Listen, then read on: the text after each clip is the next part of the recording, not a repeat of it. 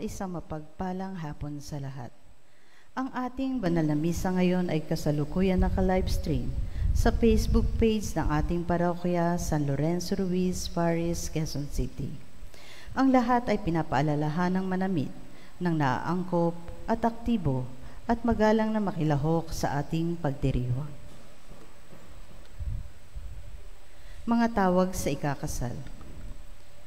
Si Jose Perfecto G. Rosette, 30 taong gulang na nakatira sa Quezon City, ay kakasal kay Almira Marie M. Miranda, 28 taong gulang, na nakatira sa Binyan, Laguna sa November 22, 2024, sa The Immaculate Conception Cathedral of Cubao. Si Ernesto B. Villaray Jr., 39 na taong gulang, na nakatira sa Purukpor, Luzon Avenue, Quezon City, ay ikakasal kay Kasay Roxanne Calyado, 36 na taong gulang, na nakatira sa Sitio Mapagmahal, Barangay Santa Cruz, Laguna, sa November 25, 2024, sa St. Peter Parish Shrine of Leaders.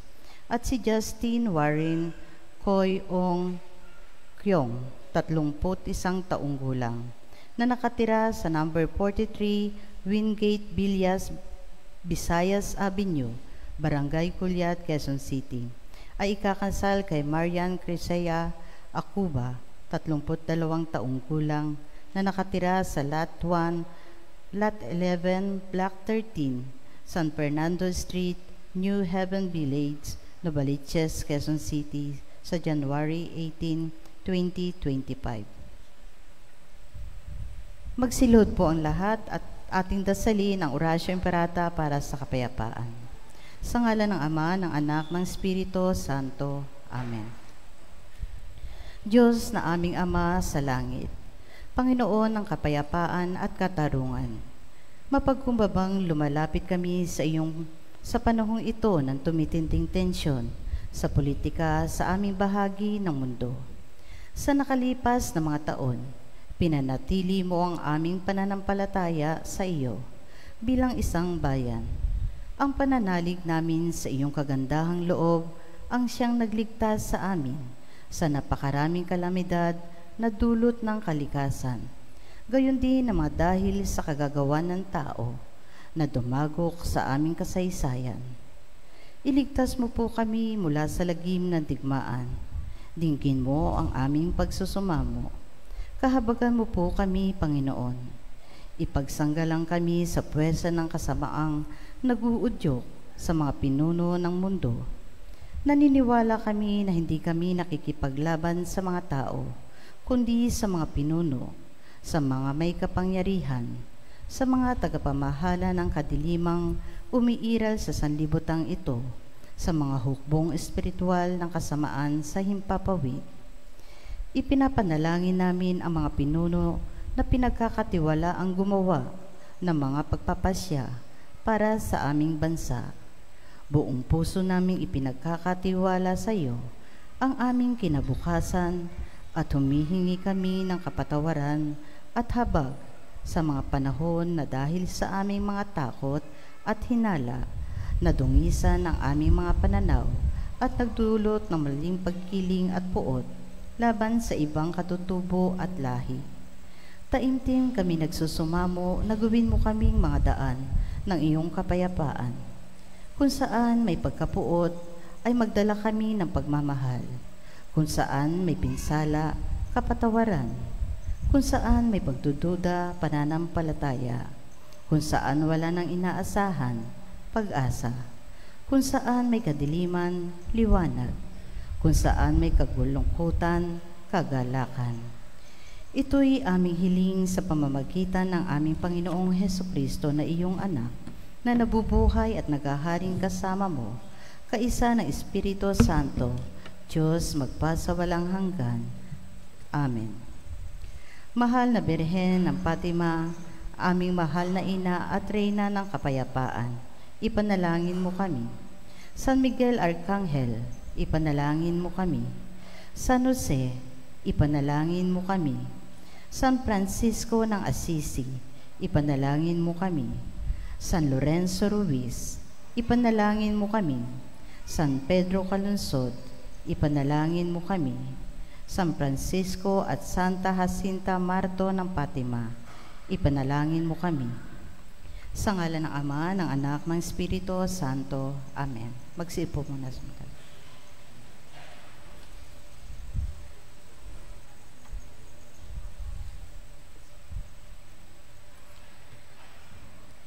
Muli po, isang magandang at mapagpalang hapon sa lahat. Ngayon ay 31 linggo sa karaniwang panahon. Ang ating tema sa banal na misa ngayon ay ang utos na mabigat, pasaning magaan. May kabigatan ang ating buhay sa maraming dahilan. Napakarami nating mga tungkuling dapat gampanan. Madalas nga ay hindi na nating alam kung ano ang uunahing harapin. Kaya naghahanap tayo ng mga paraan upang mapagaan ang ating mga pasanin sa buhay. Ito rin ang hanap ng eskriba sa ating ebanghelyo ngayong linggo. Marami ang mga utos ng Diyos sa lumang tipan. Ang tanong niya sa kanyang sarili ay ito: paano ko kaya matutupad ang mahigit na 600 kautusan sa kasulatan? Lumapit siya kay Jesus upang maghanap ng katugunan sa kanyang tanong. Hindi naman siya binigyo ng Panginoon nang maipakita niyang nauunawaan niya ang kahalagahan ng dakilang utos ng pag-ibig. Pinuri siya ni Jesus at sinabing malapit siya sa paghahari ng Diyos. Naway maunawaan din natin ang kahalagahan ng utos ng pag-ibig na bagamat tila mabigat, ay siyang tunay na nagpapagaan sa ating buhay. Magsitayo na po ang lahat at atin na pong simulan ang banal na pagdiriwang.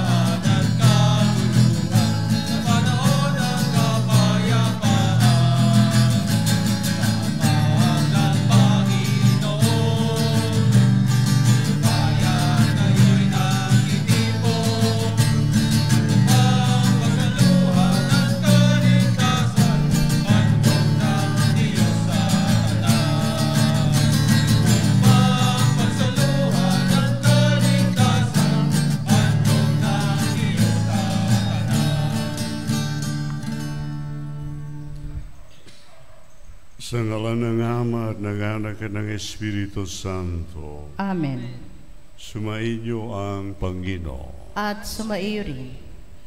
Magandang hapon po sa ating lahat. Magandang hapon po, Padre. Sa banal ng Eucharistia ito, manalangin tayo sa special intention ni Jet Haber and family, Jet Piala Aidan Francis at Susan Dayaw. Manalangin din tayo sa healing ni Elizabeth Panahon, Karen Yab, Gia Tagaylo, Simon Cosim Boginganding, at mga kaluluwa sa ating mga kapatid Elia Navarro, Uhencia Pangyarihan, Solita Agustin, Hedwig Mendez, Oscar Calma, Paulino, Emilia, Leo, Linet at Abraham Sagabaen, Bitupan Rualo, Father Pong del Rosario, Father GB Abeliana, Father Aloisio Bach, Father Rico Lapinic, Father Joseph Butlik, Romeo Campos, Salvador Lissing, at lahat mga kapatid natin sa purgatory. Ngayon aminin natin ang ating mga kasalanan upang tayo'y maging marapat gumanap sa banal na pagdiriwang.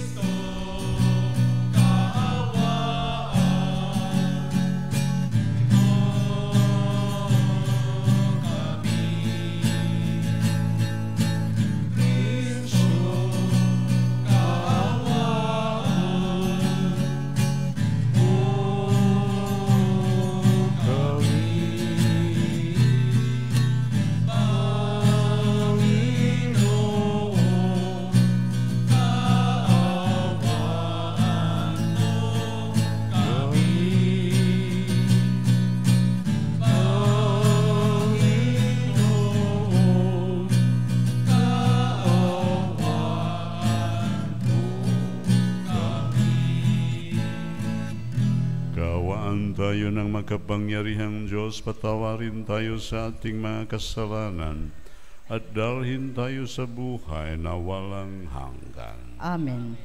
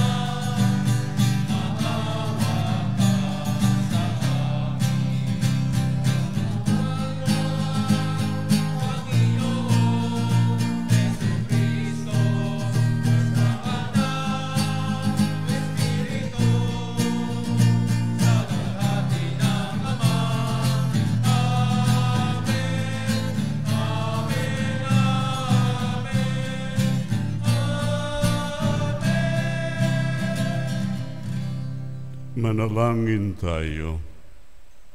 Ama naming makapangyarihan, ang paglingkuran kaayon sa iyong kasiyahan ay kaloob na iyong ibinibigay sa iyong mga hinirang.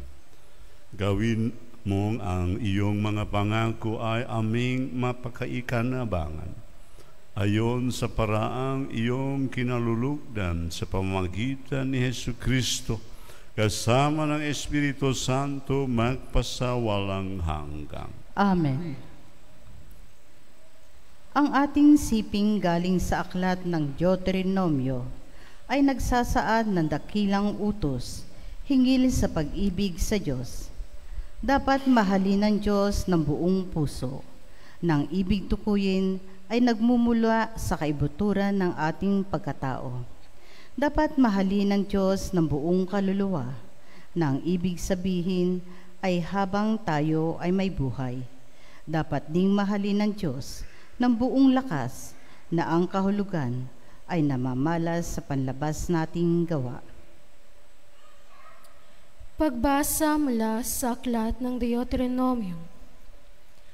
Sinabi ni Moises sa mga tao, "Matakot kayo sa Panginoon, ang inyong Diyos, at sundin ang lahat ng kanyang mga utos at mga tuntunin habang kayo'y nabubuhay. Kung ito'y susundin ninyo, hahaba ang inyong buhay. Kaya nga, dinggin ninyo ito at sunding mabuting. Kung magkagayoy, mapapanuto kayo at lalaki ang inyong lahi pagdating ninyo sa lupaing ipinangako niya sa inyo, sa lupaing sagana sa lahat ng bagay. Dinggin mo, Israel, ang Panginoong ating Diyos ay siya lamang Panginoon. Ibigin mo ang Panginoon mong Diyos ng buong puso, kaluluwa at lakas. Ang mga utos niya ay itanim mo sa iyong isip. Ang salita ng Diyos. Salamat sa Diyos. Poong aking kalakasan, iniibig kitang tunay. Poong aking kalakasan, iniibig kitang tunay. Minamahal kita ng tunay na tunay. Panginooy batong hindi matitibag, matibay kung muog at tagapagligtas. Poong aking kalakasan, iniibig kitang tunay. Diyos ko, ang sa akin ay siyang nag-iingat, tagapagtanggol ko at aking kalasag. Sa iyo, Panginoon, ako'y tumatawag. Sa mga kaaway, ako'y iyong iligtas. Poong aking kalakasan, iniibig kitang tunay.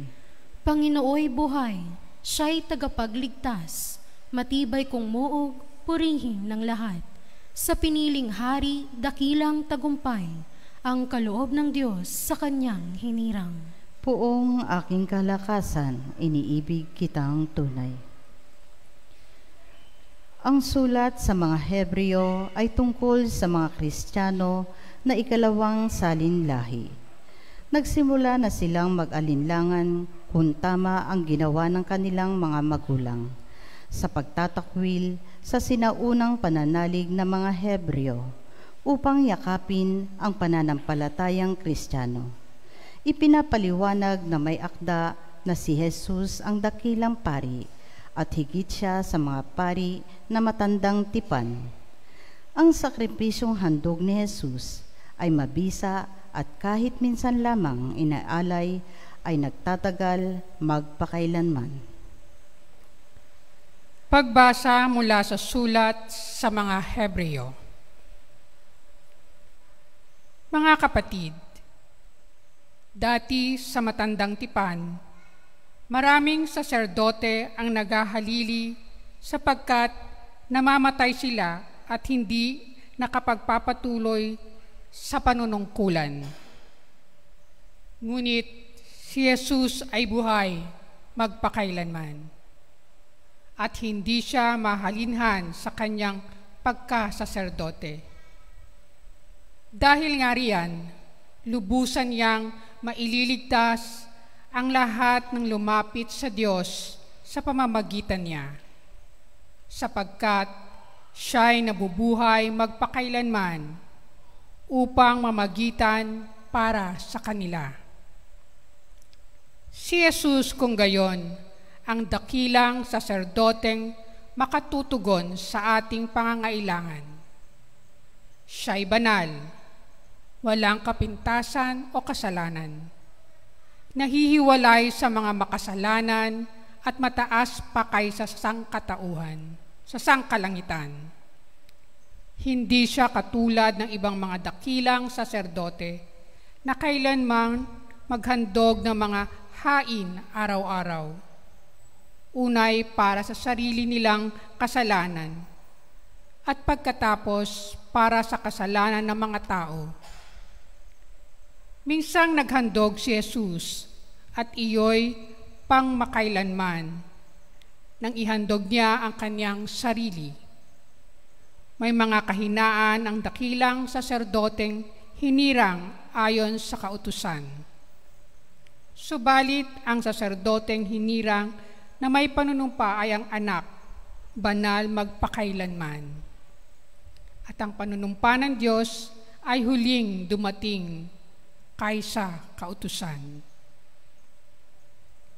Ang salita ng Diyos. Salamat sa Diyos.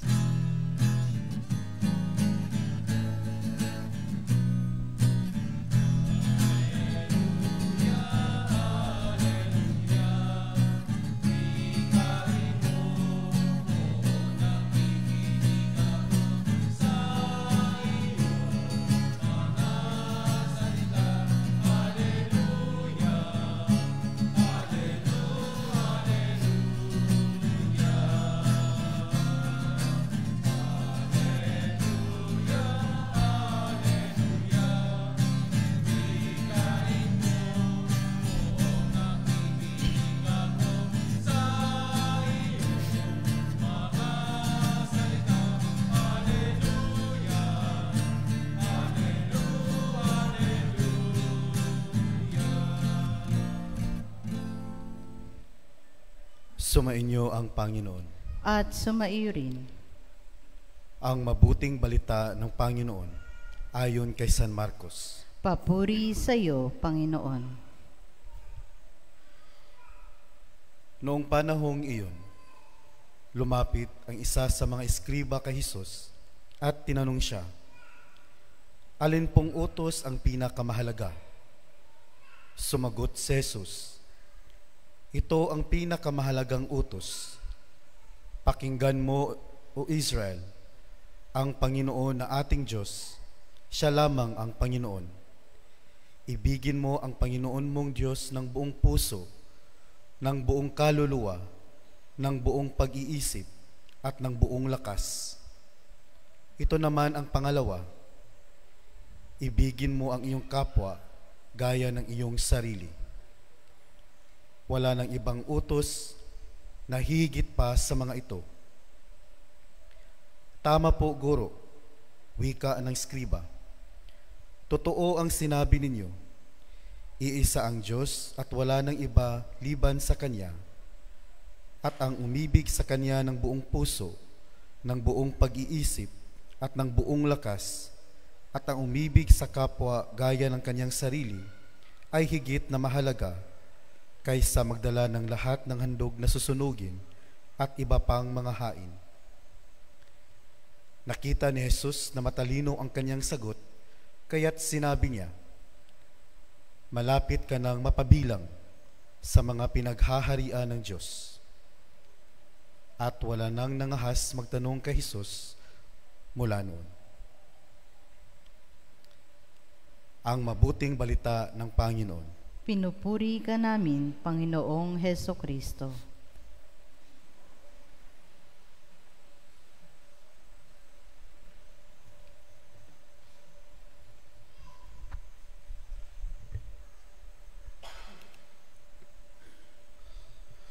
Pagmahal sa Panginoon at pagmahal sa ating mga kapatid, mga kapwa,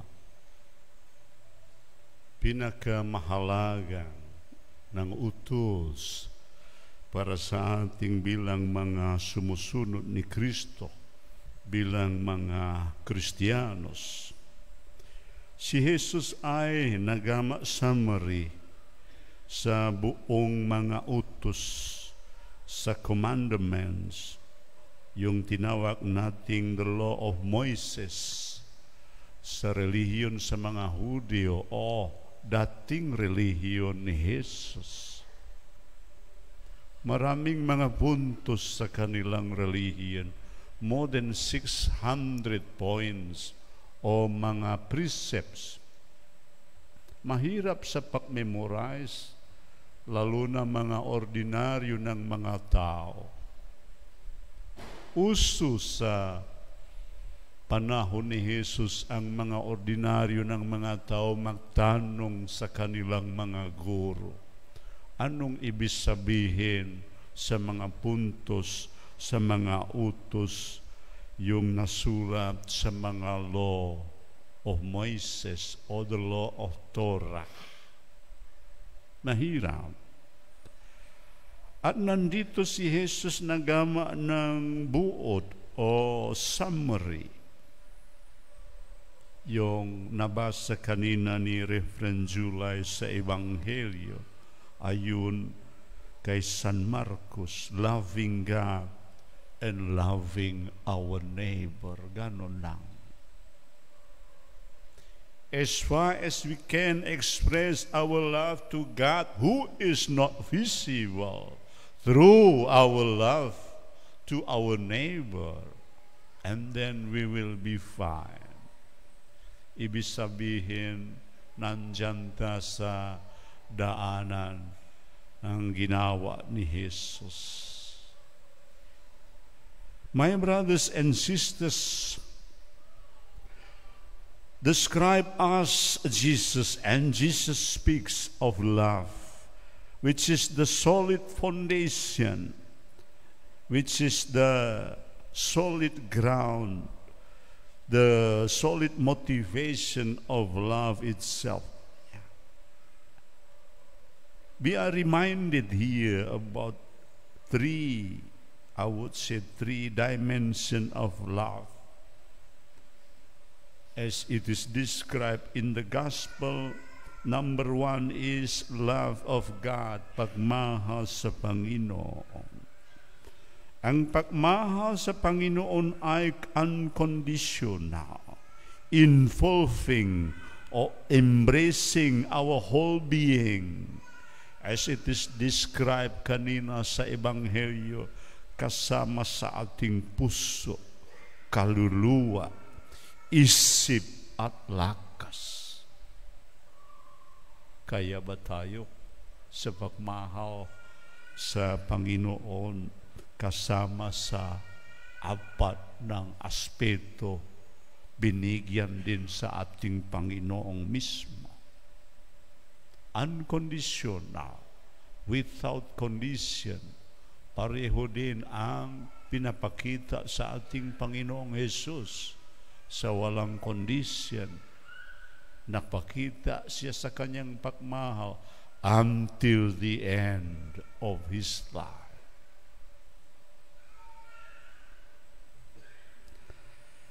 Love of the neighbor, pagmahal sa mga kapwa o kapitbahay. Ito ay love ang tinawag inclusive love, no discrimination. We do not choose to love our neighbor depend on the color, depend on the social or financial status.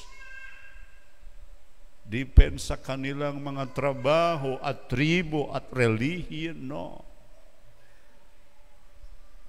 Again, loving our neighbor is supposed to be without condition.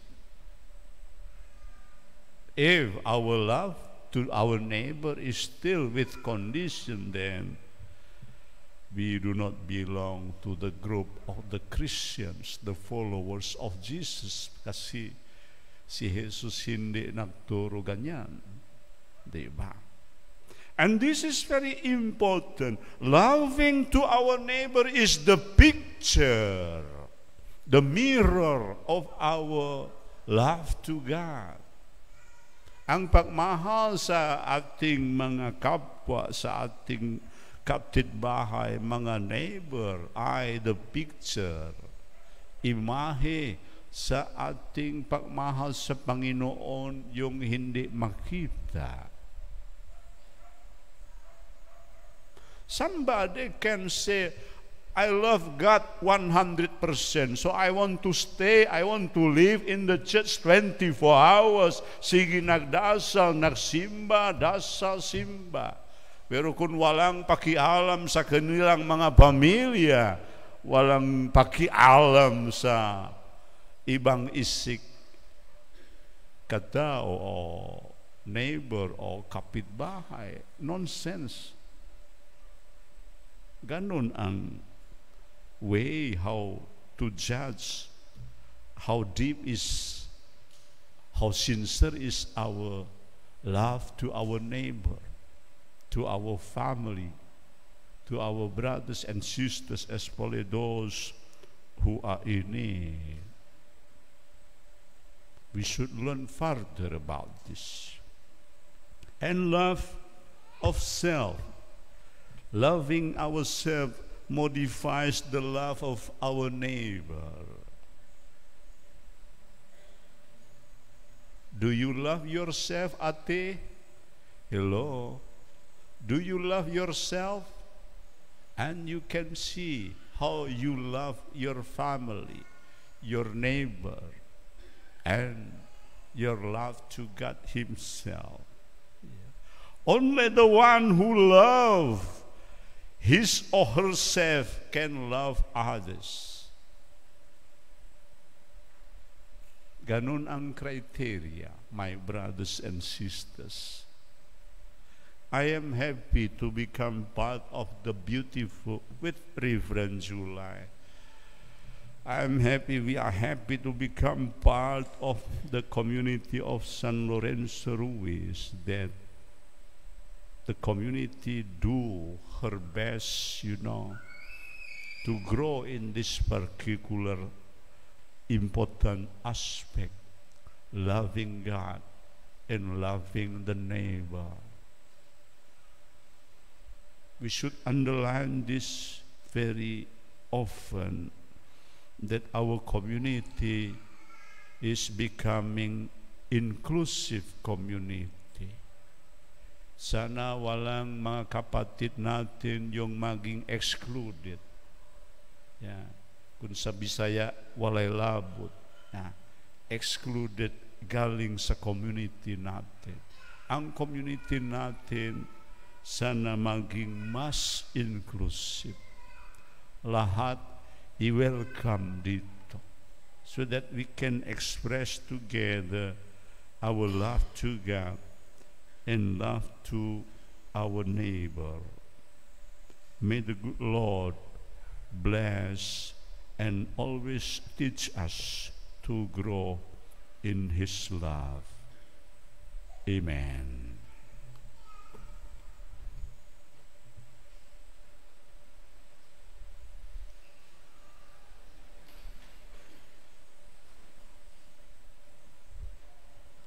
Sumasampalataya ako Sa Diyos amang makapangyarihan sa lahat, na may gawa ng langit at lupa.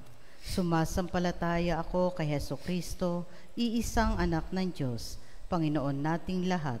Nagkatawang tao siya lalang ng Espiritu Santo. Ipinanganak ni Santa Mariang Birhen. Pinagpakasakit ni Poncio Pilato. Ipinako sa krus, namatay, inilibing. Nanaog sa kinaroroonan ng mga yumao. Nang may ikatlong araw na buhay na magmuli, umakyat sa langit, naluluklok sa kanan ng Diyos amang makapangyarihan sa lahat. Doong magmumulang paririto at huhukom sa nangangabuhay at nangamatay na tao. Sumasampalataya naman ako sa Diyos Espiritu Santo, sa banal na simbahang Katolika, sa kasamahan ng mga banal, sa kapatawaran ng mga kasalanan, sa pagkabuhay na muli ng amatay na tao, at sa buhay na walang hanggan. Amen. Mga kapatid, hangad nating matupad ang lahat ng ninanais ng Diyos. Tigib ng tiwala sa Kanyang pagmamahal sa atin, ating sambitin. Panginoon, dinggin mo ang aming panalangin. Panginoon, dinggin mo ang aming panalangin.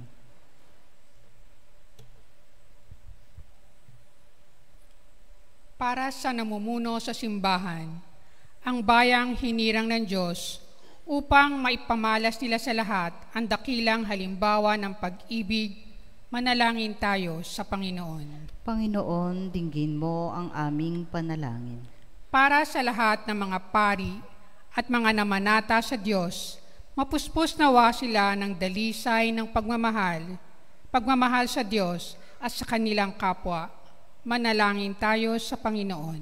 Panginoon, dinggin mo ang aming panalangin.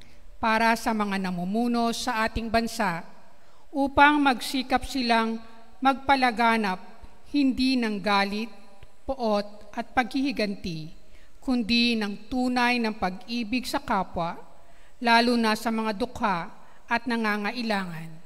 Manalangin tayo sa Panginoon. Panginoon, dinggin mo ang aming panalangin. Para sa mga taong malalim ang sugat ng damdamin at hirap magpatawad sa mga nakasakit sa kanila, upang matutunan nilang ang wagas ng pagmamahal lamang ang makakapagdulot sa kanila ng paghilom at kapayapaan. Manalangin tayo sa Panginoon. Panginoon, dinggin mo ang aming panalangin. Para sa ating lahat na nagkakatipon sa lingguhang Eucharistia, upang lumago tayo araw-araw sa pag-ibig ng Diyos sa ating kapwa at matamo ang kaganapang kanilang hinahanap. Manalangin tayo sa Panginoon. Panginoon, dinggin mo ang aming panalangin. Para sa mga magulang na nagluluksa sa pagkamatay ng kanilang anak, naway makatagpo sila ng suporta mula sa kanilang pamayanan at makatanggap ng kapayapaan sa katiwasayan mula sa Espiritu Santo. Manalangin tayo sa Panginoon. Panginoon, dinggin mo ang aming panalangin. Tahimik nating ipanalangin ang ating mga sariling kahilingan at lahat ng kahilingan sa misang ito.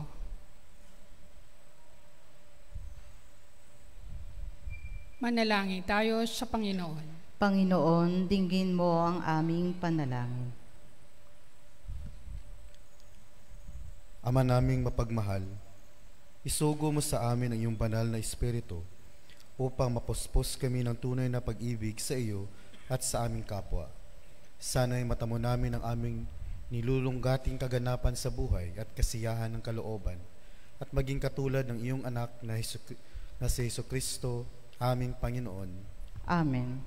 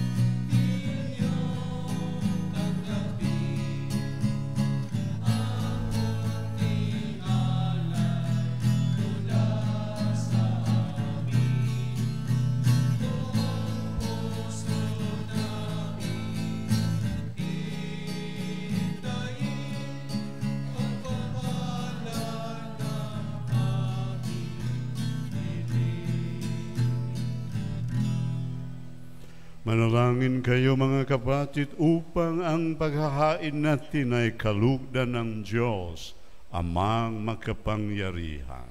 Tanggapin nawa ng Panginoon itong paghahain sa iyong mga kamay, sa kapurihan niya at karangalan, sa ating kapakinabangan at sa buong sambayanan niyang banal.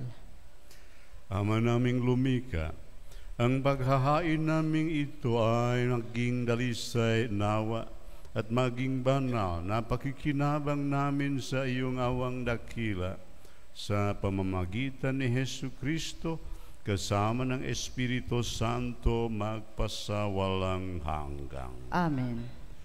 Sumainyo ang Panginoon At sumainyo rin. itaas sa Diyos ang inyong puso at diwa. Itinaas na namin sa Panginoon.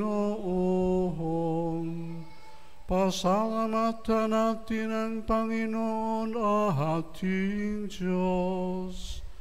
Marapat na siya ay pasalamatan. Ama naming makapangyarihan, tunay ngang marapat na ikaw ay aming pasalamatan.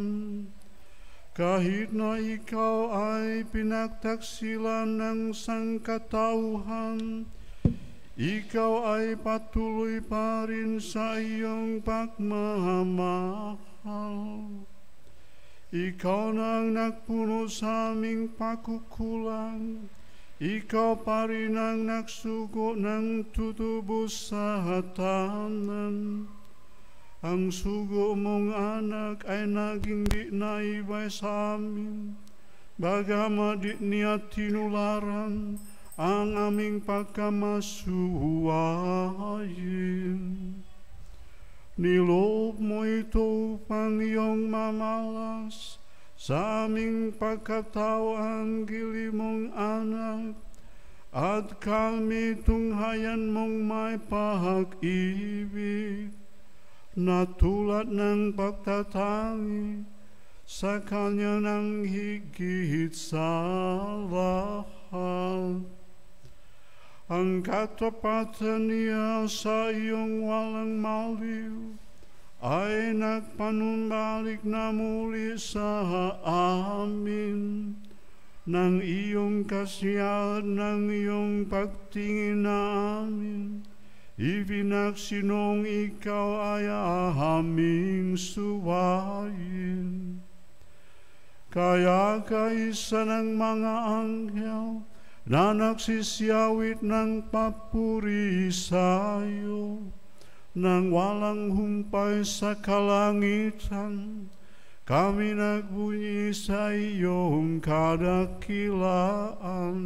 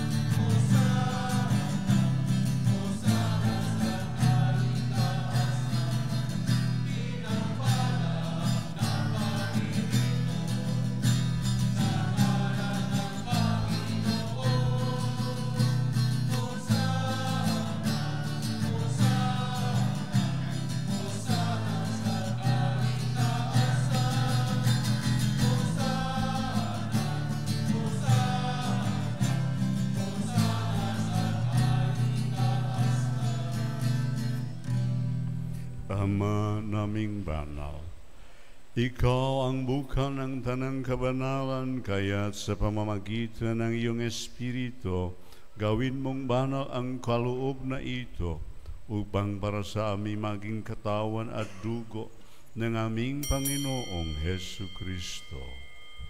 Bago niya pinagtiis ang kusang loob na maging handog, inawagan niya ang tinapay, pinasalamatan kaniya, pinaghati-hati niya iyon, iniabot sa kanyang mga alagad at sinabi, "Tanggapin ninyong lahat ito at kanin, ito ang aking katawan na ihahandog para sa inyo."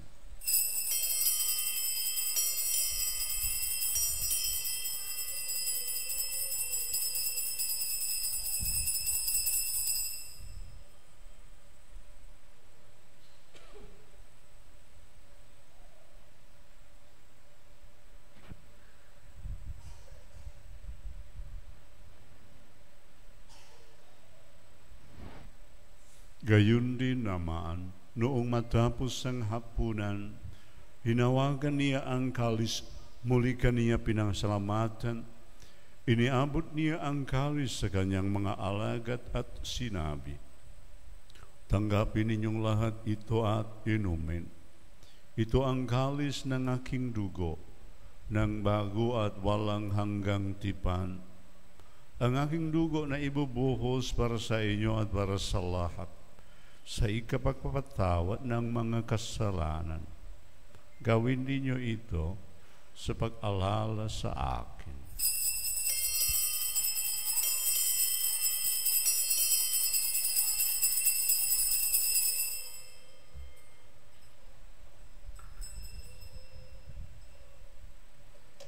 Ipagbunyi natin ang misteryo ng pananampalataya.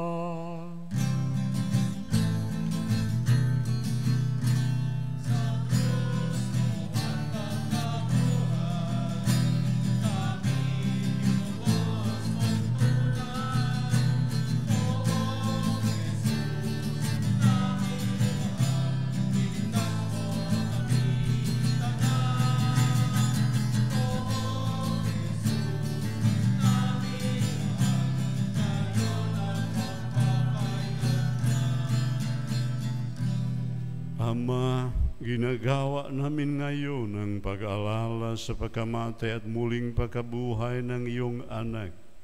Kaya't iniaalay namin sa iyo ang tinapay na nagbibigay buhay at ang kalis na nakakaloob ng kaligtasan.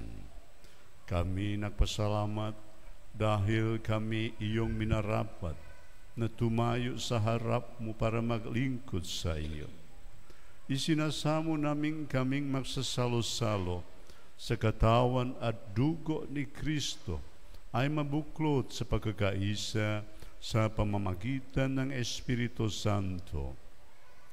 Ama, lingapin mo ang iyong simbahang laganap sa buong daigdig. Puspusin mo kami sa pag-ibig kaisa ni Francisco na aming Santo Papa at ni Roberto na aming obispo at ng Tanang Kaparian. Alalahanin mo rin ang mga kapatid naming nahimlay nang may pag-asang sila'y muling mabubuhay, gayon din ang lahat ng mga pumanaw. Kaawaan mo sila at patuloyin sa iyong kaliwanagan. Kaawaan mo at pagindapatin kaming lahat na makasalo sa iyong buhay na walang wakas. Kaisa ng mahal na Birheng Maria na Ina ng Diyos, kaisa ng mga apostol at ng lahat ng mga banal na namuhay dito sa daigdig ng kalugod-lugod sa iyo, maipagdiwang nawa namin ang pagpupuri sa ikararangal mo sa pamamagitan ng iyong anak na aming Panginoong Hesu Kristo. Sa mapagitan ni Kristo, kasama niya at sa Kanya, ang lahat ng parangal at papuri ay sa iyo. Diyos amang makapangyarihan, kasama ng Espiritu Santo, magpasawalang hanggan.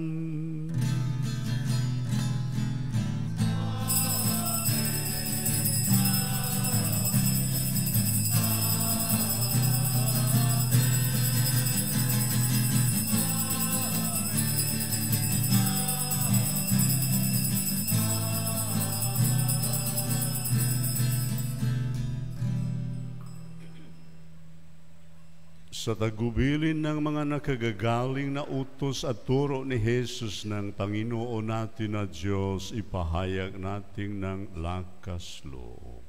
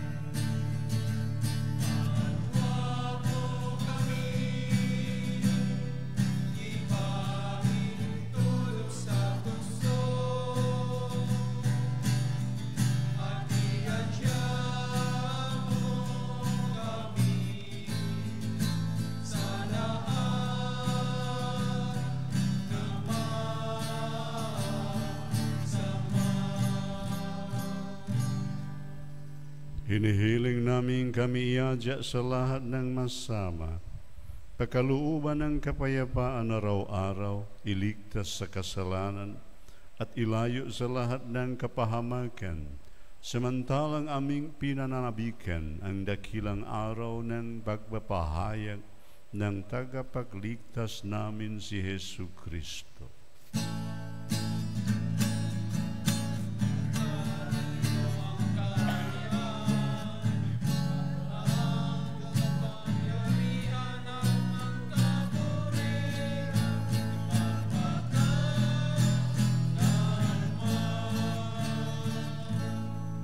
Panginoong Hesu Kristo, sinabi mo sa iyong mga apostol, kapayapaan ang iniiwan ko sa inyo, ang aking kapayapaan ang ibinibigay ko sa inyo.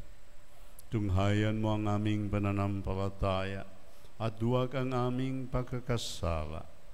Pagkalooban mo kami ng kapayapaan at pagkakaisa ayon sa iyong kalooban, kasama ng Espiritu Santo magpasawalang hanggang. Amen. Ang kapayapaan ng Panginoon ay laging sumainyo. At sumaiyo rin. Ngayon, magbigayan tayo ng kapayapaan sa isa't isa.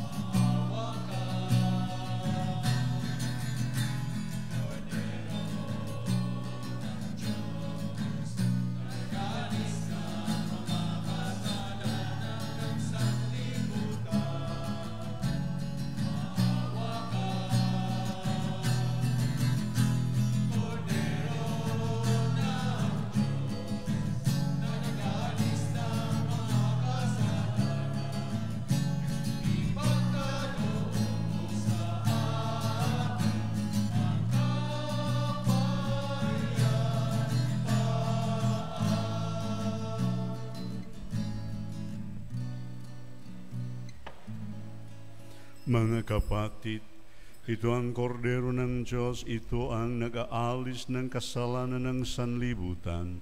Mapalad ang mga inaanyayahan sa kanyang piging. Panginoon, hindi ako karapat-dapat na magpatuloy sa iyo, ngunit sa isang salita mo lamang ay gagaling na ako.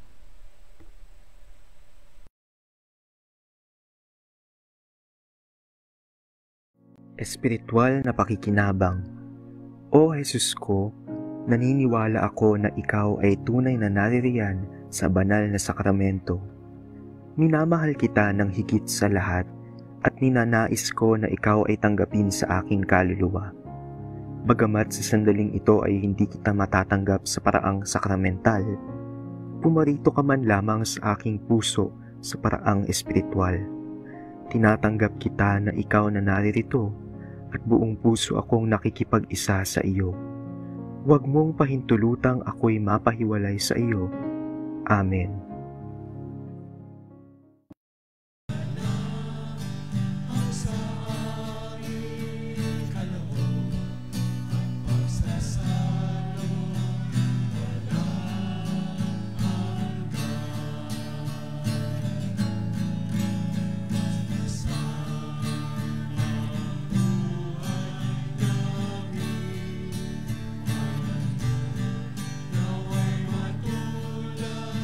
Sa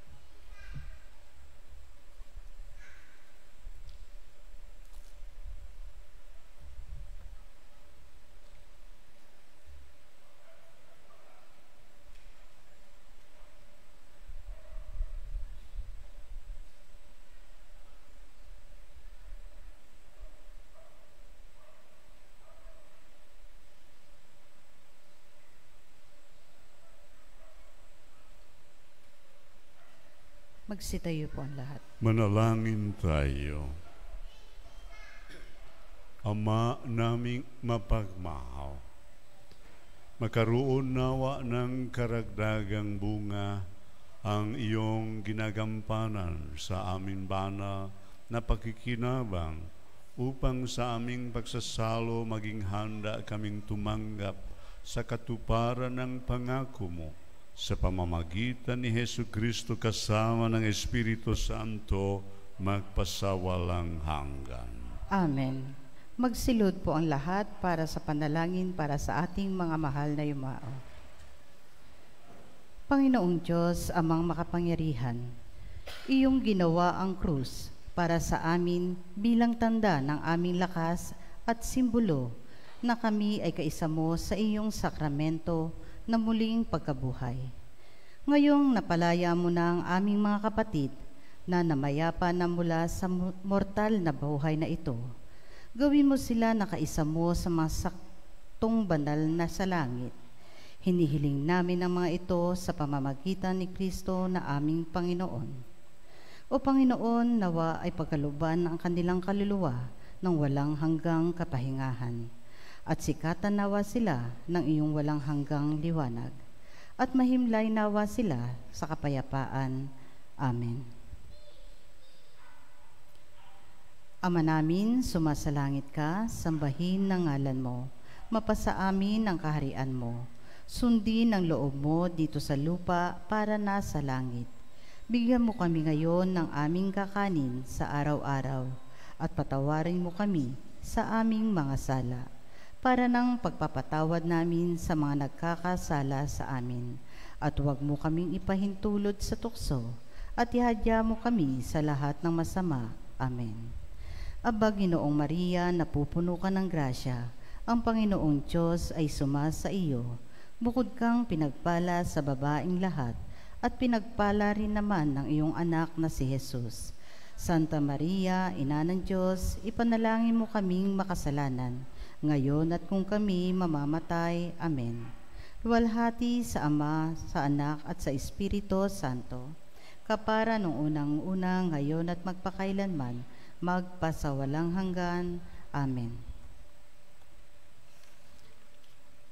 Magsiupo muna sumandali para sa mga ilang paalala. Una po, meron po tayong second collection para sa pagpapatayo ng Cristo Hari Faris Shrine of the Youth. Ikalawa, magsisimula na po ang paghinto ng pagla-livestream ng Daily Mass ngayong ika-4 ng Nobyembre. Samantalang tuloy pa rin naman po ang pagla-livestream sa 6 a.m. and 5 p.m. Mass tuwing Linggo. Ikatlo, ngayong darating na buwan ng Nobyembre, ating ipagdarasal ang ating mahal sa buhay na yumao. Mayroon po tayong mga envelopes sa entrance ng simbahan para ilista ang inyong mahal na yumao at ipagdasal natin sa ating mga misa sa buwan ng Nobyembre. Mangyari lamang po, ihulog ang mga envelopes sa harap ng altar. Panghuli, tawag sa ordinasyon sa pagkapari, ordination banns, na si Reverendo July Paclar Zambrano, SCJ, na nakatalaga bilang diakono sa parokya ng San Lorenzo Ruiz, ay tatanggap ng banal na orden sa pagkapari. Ang ordinasyon ay pangungunahan ng Lubhang Galang Jose Araneta Cabantan, D.D., Arsobispo ng Cagayan de Oro. Sa darating na ika-26 ng Nobyembre 2024, sa ika-9 ng umaga sa Immaculate Conception, Paris, Aluba, Makasandig, Cagayan de Oro City, Mindanao. Kung may alinmang pagtutol o kalagayan na hahadlang sa kanya para tumanggap ng banal na orden, ay magbigay na alam at sa tanggapan ng ating parokya. Maraming salamat po.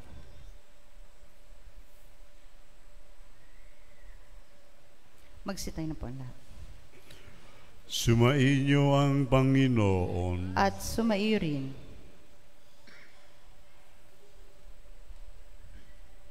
Pagpalain nawa kayo ng makapangyarihang Diyos, Ama, Anak at Espiritu Santo. Amen.